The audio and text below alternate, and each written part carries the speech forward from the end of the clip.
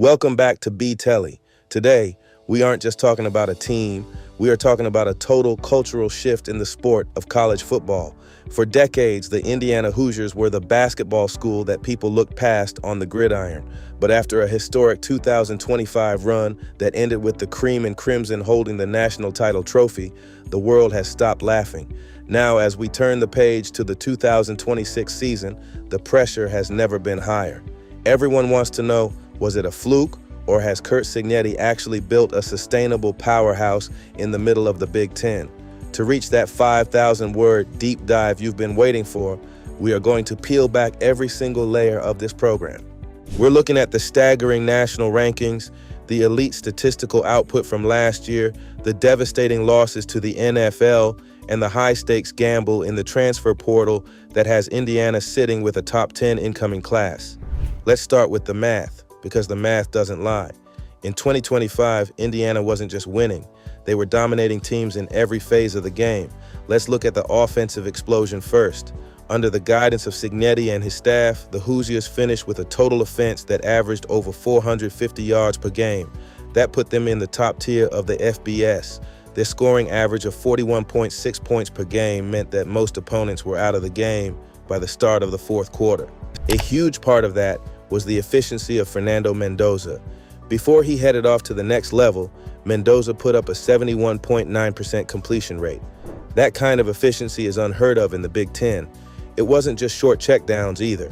The Hoosiers were top 20 in explosive play rate, meaning they were hitting strikes of 20 yards or more at a clip that kept defensive coordinators awake at night. But if the offense was the engine, the defense was the armor. The 2025 Indiana defense was a statistical masterpiece. They finished the year ranked number 4 in total defense nationally. Let that sink in. In a conference with Ohio State, Michigan, and Penn State, Indiana was the one suffocating everyone. They allowed only 266 yards per game.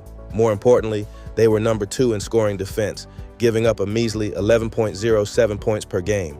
You simply cannot lose many games when your opponent can't crack 12 points. Their rushing defense was a brick wall, holding teams to 77.2 yards on the ground. This forced teams to become one-dimensional, and that's when the Indiana secondary would feast. It was a masterclass in modern defensive structure, aggressive, disciplined, and physically overwhelming. Now we have to address the elephant in the room, the exodus. When you win a title, the NFL comes calling. Indiana is facing a massive changing of the guard in 2026. First, we lose the heartbeat of the wide receiver room, Omar Cooper Jr. He was the go-to guy when the game was on the line, and his ability to win 50-50 balls is something you don't just replace overnight. On the defensive side, the loss of Mikhail Kamara is massive. Kamara was the emotional and physical leader of the defensive line, a guy who demanded a double team on every snap. Then you have D'Angelo Pons. In a league filled with elite receivers, Pons was a true island corner. He allowed the defensive staff to get creative because they knew his side of the field was locked down. Add in the graduation of Roman Hemby and Kalen Black in the backfield, two guys who combined for nearly 2,000 yards, and you see the mountain Cignetti has to climb. But don't start the funeral for Indiana football just yet. The foundation is still made of granite. The biggest win of the offseason wasn't a recruit. It was the decision of left tackle Carter Smith to return. Smith is a projected first-round talent who decided he wanted one more year in Bloomington. Having a veteran anchor at LT is the greatest gift a new quarterback can receive.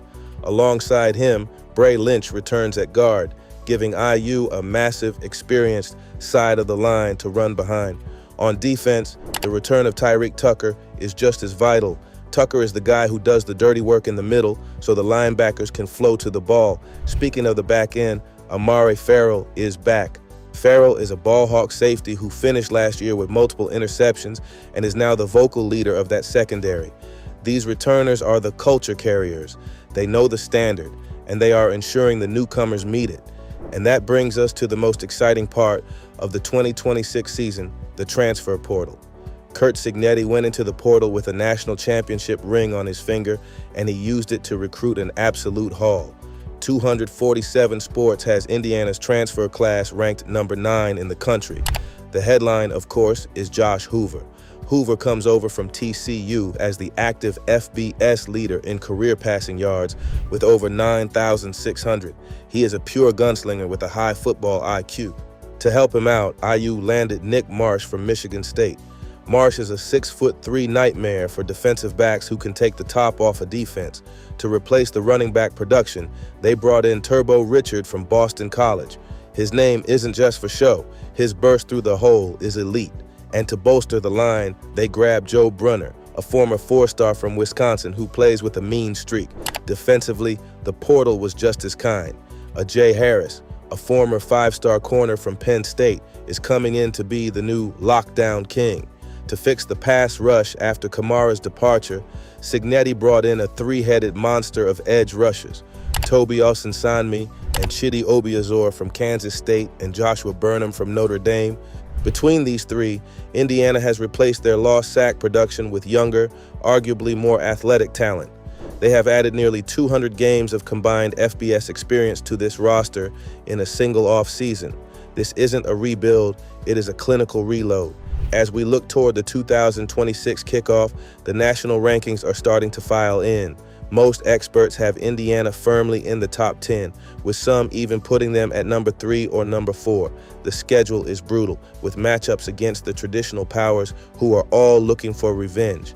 But with Josh Hoover leading this offense and a defense that has been reinforced at every level, the Hoosiers are ready.